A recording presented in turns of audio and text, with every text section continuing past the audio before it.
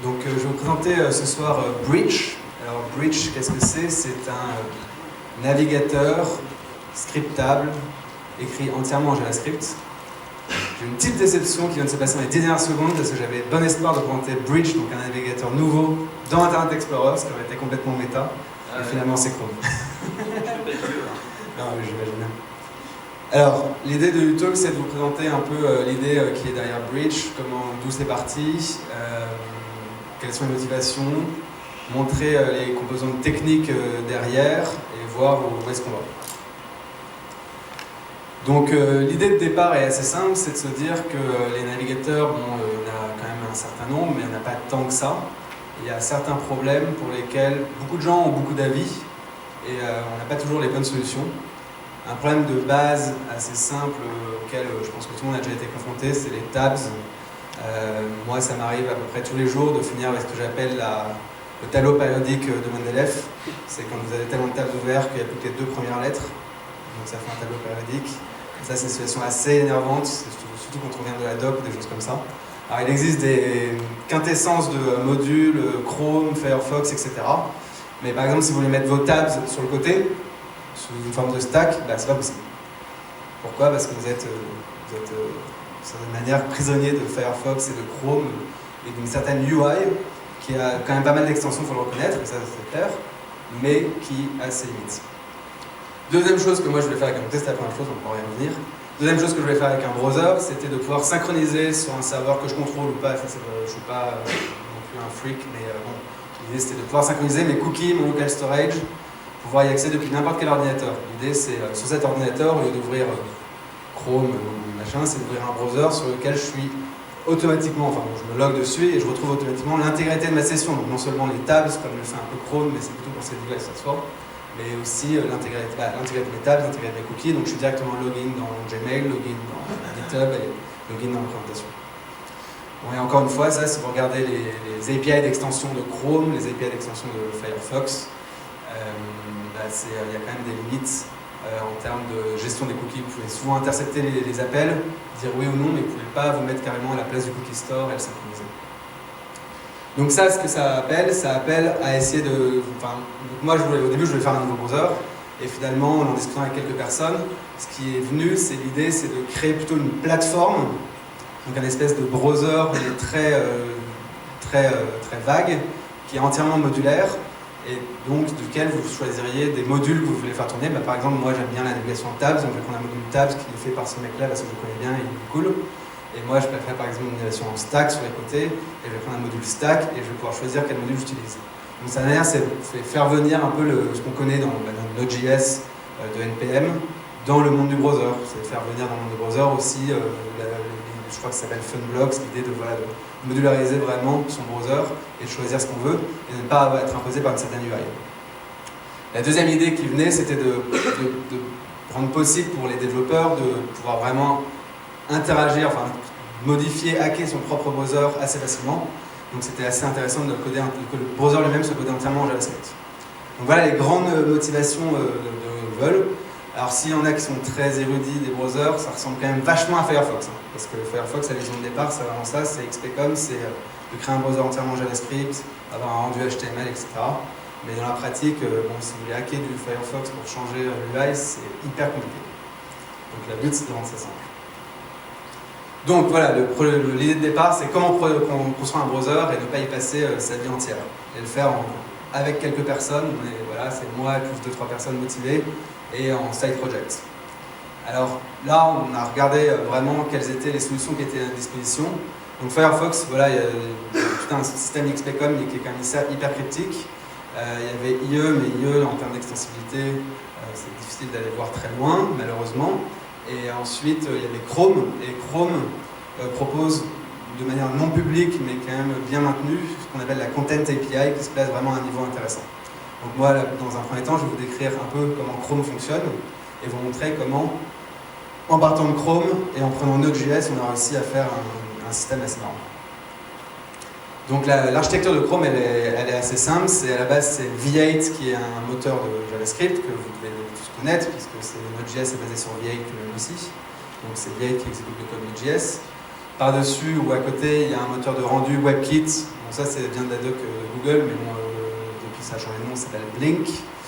Et par-dessus ça, ils ont mis un layer. Alors il y a des classes C++ de base qui permettent de faire du networking, des choses comme ça, du threading, etc. Et il y a un module qui s'appelle la Content API, qui est un module qui présente une API relativement simple pour ouvrir une page et la faire naviguer sur un site internet. Et c'est sur cette Content API que Chrome lui-même est basé. Donc si on prend une vue un tout petit peu plus schématique, en gros il y a V8, Blink, la Content API, donc Content, et Chromium. Et si on prend 3 pas en arrière, Chromium seul, donc la partie tout en haut, c'est 5343 fichiers C++ et 1 449 000 lignes de C++. Donc en gros l'idée c'est que pour reproduire un browser, il faut s'attendre à avoir à écrire 1 million de lignes. Donc là on se dit merde, comment je vais faire? Bon, il ne faut pas se décourager. Et par contre la Content API, ça c'était plutôt un bon signe, la Content API est vraiment très simple, l'API ressemble à peu près à ça. Vous créez ce qu'on appelle un web content. Et un web content, vous créez avec un browser context. Un browser context, c'est un objet que vous pouvez surcharger en C++, qui en gros dit où est-ce que vous voulez stocker le contexte du browser sur le disque et quels sont les quelques paramètres que vous voulez garder pour faire votre navigation. Est-ce que c'est une navigation privée, des choses comme ça. Et donc avec ce web contents, vous avez une API assez simple pour lui dire navigue là, navigue là, navigue là. Un système d'event assez complet pour savoir quand le navigation state change, quand la page passe d'un statut SSL à un statut non SSL, des choses comme ça. Donc c'est vraiment une API vraiment relativement claire.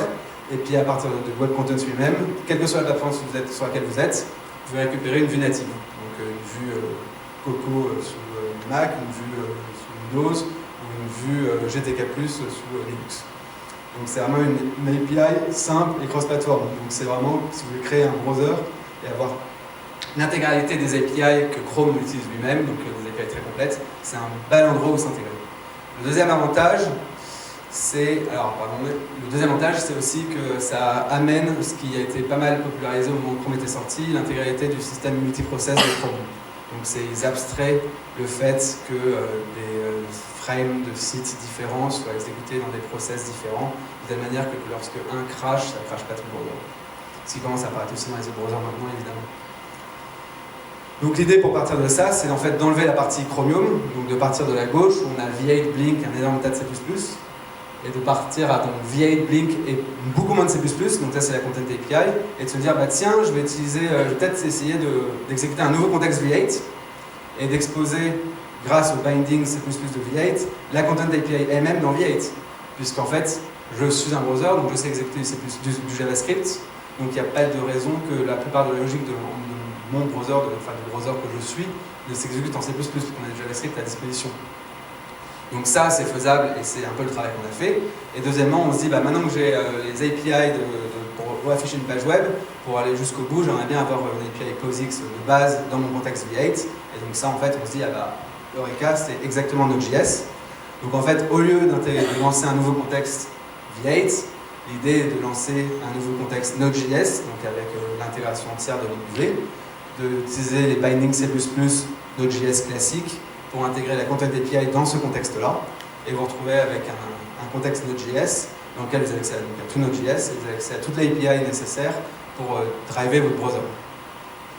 Donc c'était vraiment un peu l'idée qui est derrière, et c'est le travail qu'on a fait. Donc la question qui se pose, c'est comment intégrer un nouveau contexte Node.js au sein de Chrome. Donc ça, c'est Chrome. Alors Chrome, c'est donc un process pour le browser tout en haut, le browser de base, et un process pour chaque site différent, pour chaque nom de domaine différent, qui sont des process renderer, donc, et qui vont exécuter qui vont rendre le HTML, exécuter le JavaScript des pages. Et en fait, au sein du process du browser, il y a un certain nombre de threads. Sur ce schéma, il n'y en a que deux. À gauche, on voit l'IO thread et la main thread. La main thread, en gros, elle fait des choses relativement de base. À côté, il y a une UI thread qui fait tourner tout ce qui a à voir avec UI.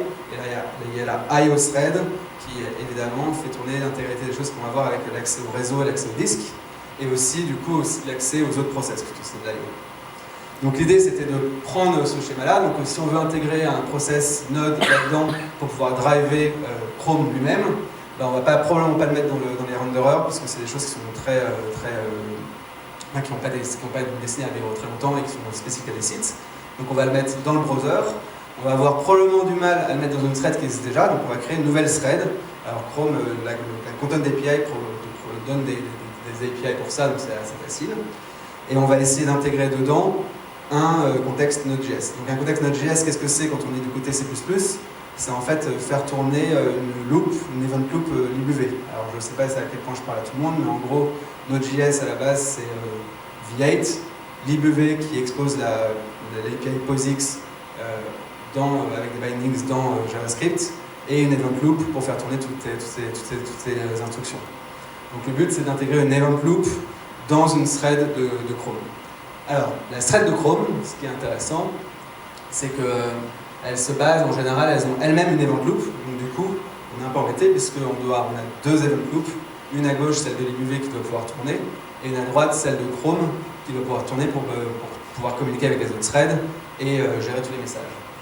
Donc, en fait, là, la petite feinte qu'on peut faire et qui marche dans Bridge, c'est qu'en gros, quand on relance la node thread en haut, donc c'est vraiment un objet thread de Chrome, en gros c'est un objet qui a une fonction run, on lance la run loop de libv et on lui dit de tourner une fois. Et le problème c'est que la libv du coup va bloquer sur le prochain appel qu'elle va avoir. Donc ce prochain appel ça peut être depuis JavaScript quelque chose se passe et on doit aller vers le disque, on doit aller vers le réseau, et donc on va débloquer, on va faire un tour de loop pour pouvoir faire marcher l'event system de libv.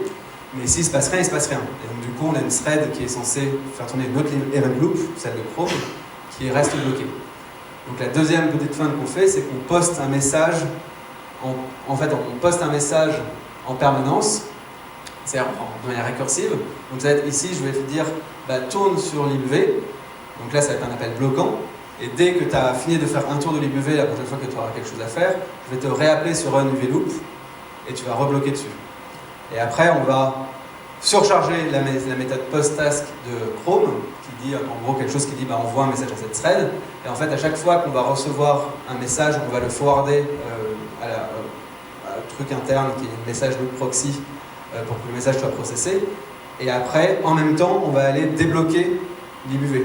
Parce qu'en fait, si jamais on ne fait que forwarder le message, l'event loop va s'arrêter, elle va retourner dans libv qui va être à nouveau bloqué, on va rebloquer dans libv. Donc c'est en fait ça, c'est ce tout petit bout de code, c'est un petit bout de code intéressant pour voir comment on a deux mécanismes d'event loop qui marchent l'un avec l'autre. Donc du coup, une fois qu'on a fait ça, c'est à peu près l'architecture dans laquelle on se retrouve. C'est-à-dire qu'on a en gros à gauche, on retrouve WebKit et V8, on a la Content API dessus, on a une nouvelle thread qui fait tourner Node.js, juste en dessous, au milieu en bas. Et on a par-dessus donc, ce qu'on a appelé l'Exo-Browser, qui est l'API, qui est le fait c'est l'intégralité du code C++, qui a pour but d'exposer la Content API dans Node.js. Et en même temps, comme il nous faut un minimum quand même de capacité à pouvoir créer des fenêtres natives, on a aussi un tout petit peu de code, mais c'est vraiment quelques dizaines de lignes, GTK, Windows, Coco, pour pouvoir ouvrir une nouvelle fenêtre et pouvoir insérer à l'intérieur une vue. Et donc après, quand vous avez envie de créer basé sur l'Exo-Browser, parce que Bridge est basé sur l'Exo-Browser, mais si vous avez envie de créer quelque chose qui a à voir avec le web basé sur l'Exo-Browser, en fait ce que vous allez faire, c'est que vous allez exécuter l'Exo-Browser, qui va exécuter un contexte Node.js, et vous lui passez une app Node.js qui est à droite, donc c'est du code JavaScript serveur, qui va servir du web, et vous allez pouvoir, par l'API de l'Exo-Browser, diriger votre browser sur votre propre app qui tourne localement. Et donc de cette manière-là, vous arrivez à montrer une UI entièrement générée en HTML, entièrement drivée par du JavaScript, et qui arrive à driver une navigation dans un web browser. Donc du coup, c'est pour vous montrer très rapidement à quoi ressemble l'API de l'Exo-Browser. Donc là, on a repassé en Node.js. Je suis dans Node.js, mais dans le contexte de l'Exo-Browser. Et donc je peux créer un browser. En gros, un browser, c'est une fenêtre. Je peux lui donner une taille. Là, j'ai mis en avant quelques fonctions. Par exemple, je peux intercepter des events keyboard, je peux intercepter tout event de navigation qui vont avoir avec des frames que j'ai rajoutés. Donc dès qu'une page, l'URL change, dès qu'il y a une page se met à loader, etc. Je peux intercepter quand on a des top level navigation requests. Donc c'est quand par exemple vous ouvrez une page en faisant CTRL-clic. En fait, vous allez avoir une demande de la page web de dire il faut ouvrir une nouvelle page parce que c'est l'utilisateur qui l'a demandé. Vous allez pouvoir créer aussi directement depuis JavaScript une exoframe. Donc une exoframe, c'est vraiment, là, il faut considérer ça comme une table, quoi. C'est quelque chose qui va montrer du web, du HTML. Et donc il y a encore une fois toute l'API de la Content API donc, qui est hyper diversifiée et assez large, et beaucoup plus large que dans les extensions Chrome, qui sont exposées. Donc par exemple, vous pouvez aller chercher dans la frame, vous pouvez loader, par exemple, enfin naviguer évidemment en avant, en arrière, reload et plein d'autres choses. Donc ça c'est écrit entièrement sur les repos GitHub, évidemment. Et la partie assez marrante de ça, c'est que donc là on a Chrome qui a perdu sa tête, qui tourne, avec Node qui est juste à côté. Et on peut par exemple dire à Node, bah, fais-moi tourner un REPL. Donc par exemple, je peux lancer ExoBrowser avec un argument raw, et là je vais tomber dans le REPL Node, et je peux commencer à écrire, bah, je vais require le paquet, le module, c'est un pseudo-module parce qu'il n'est pas un vrai module NPM ExoBrowser, et je vais lui dire, bah, crée-moi une fenêtre, crée-moi une frame, intègre-moi la frame dans la fenêtre, et navigue à cet endroit-là. Donc ça c'est la partie assez marrante, c'est que là on a du coup créé tous les outils qui permettent de créer un browser entièrement, mais en JavaScript. Donc à partir de là, le but c'est, maintenant qu'on a une API en JavaScript pour pouvoir naviguer, créer des fenêtres, les fermer, etc. et créer des UI autour, le but c'est de créer, notre but ça a été de créer une plateforme qu'on appelle Bridge, qui est encore en création, et qui a pour but de permettre à tout le monde de créer un module hyper facilement et de pouvoir dire, bah moi j'aime plus les tables, j'aime bien les stacks, je vais faire autre chose, etc. Et donc Bridge en gros c'est un multiplexeur de la API que je viens de vous montrer, qui est exposé à plusieurs modules. Donc chacun des modules a son propre process, et chacun des modules est en fait un package NPM, et chacun des modules est découvrable sur GitHub. Donc en gros, si vous commencez à coder votre module et vous l'exposez sur votre compte GitHub, bah, n'importe quel process Bridge en disant bah, installe-moi ce module-là, va aller chercher sur GitHub, etc. Voilà. Donc ça c'est vraiment le but. Et Bridge a une API donc du coup très basique, hein. L'API de base c'est vraiment permettre aux modules de communiquer entre eux par un système d'events, permettre aux modules d'exposer des procédures qui sont remote, parce que chacun des modules tourne dans des process différents, et permettre aux modules d'appeler des RPC distants. Et enfin derrière, il y a aussi un core module qui fait partie à part entière de Bridge, et qui lui, donc, comme je disais, multiplexe l'API de ExoBrowser. Donc ce module, il va exposer des méthodes pour créer des nouvelles tables, les afficher, fermer une table, intercepter les cookies, des choses comme ça. Donc voilà où est-ce qu'on en est. Il y a plein de choses à faire. Il y a étendre l'API de l'ExoBrowser. Donc en gros, l'ExoBrowser aujourd'hui, c'est utilisé par nous-mêmes avec Bridge, mais c'est aussi utilisé par une startup en Californie qui s'appelle Circle et qui a pour but de créer un nouveau browser eux aussi, donc ça c'est plutôt encourageant si eux sont bougés vers eux, vers nous. En gros, ils étaient sur notre WebKit au début, et ils ont bougé sur l'ExoBrowser. Pourquoi? Parce que notre WebKit c'est un peu le même principe, c'est intégrer du V8 dans du rendu HTML. Le seul problème c'est que c'est pas du tout fait pour créer un browser, donc il y a plein de problématiques où ils ont des gros problèmes pour gérer certains cas qui sont notamment des problématiques de sécurité. Donc le but aussi c'est de stabiliser la module API et le core module, tester et documenter, et bien sûr évidemment créer des modules. Donc moi par exemple aujourd'hui j'utilise une version de Bridge tous les jours sur mon ordi, que j'ai pas malheureusement, mais en gros où voilà, j'ai un vrai browser qui tourne, et j'ai un module écrit entièrement en JavaScript et qui ressemble à un module NPM, et qui présente du contenu web à gauche, et qui à travers l'API arrive à synchroniser avec le browser en lui-même, et me permet d'avoir une gestion des tables en vertical. Ce qui me permet aussi de... Alors cette gestion des tables en vertical, elle a plusieurs atouts. Alors ça, après, c'est libre à tout le monde de créer le module qu'il veut, mais par exemple, on peut chercher à l'intérieur, etc., et un certain nombre de raccourcis clavier, etc. Et donc le deuxième but aussi, au-delà de cette navigation, pour moi, mon but avec Bridge, au-delà de cette navigation stackée, c'est aussi, donc, comme je le disais au début, de créer un overlay qui permette de synchroniser les cookies un peu partout. Et donc voilà, j'espère pouvoir y arriver à un moment. Mais vraiment le but original et la motivation qui nous a poussé au début, c'est vraiment de créer un système que tout le monde peut prendre en main assez facilement. Alors là, j'ai pris le côté un peu technique, mais il faudrait faire un exemple assez simple. Dès que le Bridge sera vraiment prêt, un exemple assez simple permettra de créer un module très facilement. Et donc de prendre en main facilement et de créer une expérience de browsing qui lui est particulière. Donc voilà, après vous pouvez trouver ici les URL relatives à tout ça, et si vous avez des questions, je suis content d'y répondre. Ouais. Tu as cité notre WebKit, j'imagine que c'est pareil pour PhantomJS. Tu remplaces de cette manière PhantomJS dans un plus. Et est-ce qu'il y a des modules de test du coup tester les sites web, tester les liens, etc. Bah, on n'en est pas du tout là, hein. Du tout. Mais ce qu'il faut comprendre, c'est que quand tu es en train de faire tourner ton propre module, tu ne fais tourner que du Node.js. C'est Node.js avec des bindings particuliers. Donc dès que tu arrives à... Donc je pense qu'il y a pas mal de solutions de test qui existent déjà, surtout si tu interceptes l'API qui a été exposé en particulier, qui permettent de tester de manière unitaire l'intégrité de ton module.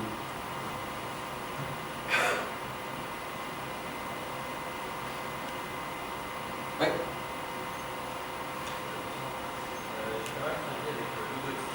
Ouais.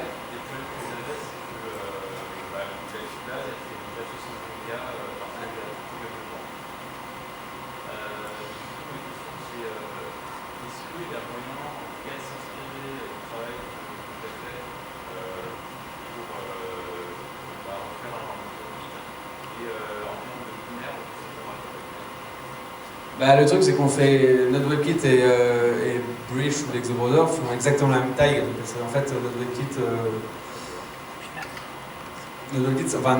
est un peu plus gros parce qu'ils reprennent un peu plus de trucs en plus pour faire leur mainframe. Mais le truc, c'est que la content API elle-même et donc tout le système de multiprocess et machin pour naviguer sur différents sites, ça fait. Ça dépend des plateformes, hein, ça va de 20 mégas à 80 mégas. Ouais. Et ça, tu peux pas vraiment. Tu ne peux pas vraiment t'en dépatouiller, quoi. Surtout que le Chrome en lui-même, c'est un exécutable monolithique, donc il y a énormément de librairies bindées à l'intérieur, et ça a été leur parti pris dès le début.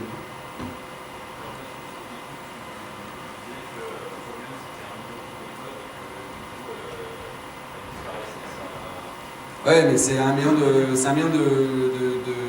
de code qui marche sur une API qui se base elle-même sur des centaines et des centaines de librairies.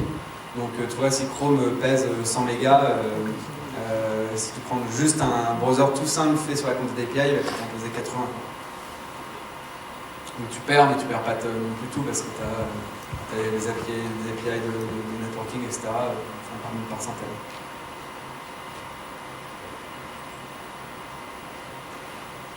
Ouais. Est-ce que du coup derrière vous allez faire un store Alors le but c'est que ça reste vraiment hyper ouvert pour commencer.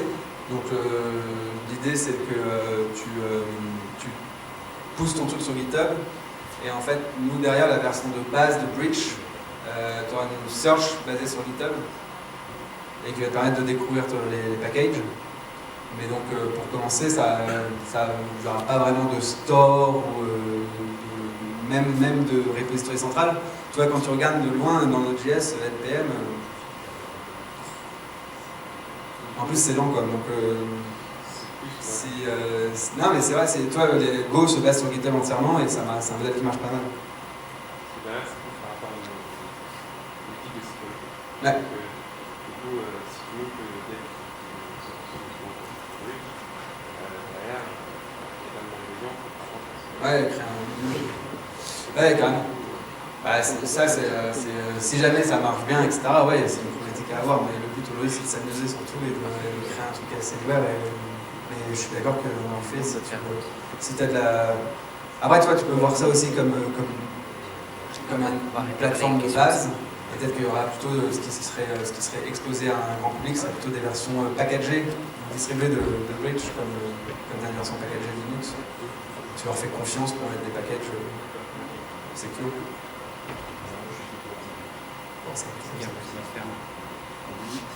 Ouais. On va malheureusement devoir couper les questions courtes parce qu'on a peu de temps et si vous voulez manger, il va falloir qu'on se dépêche. Tout à l'heure.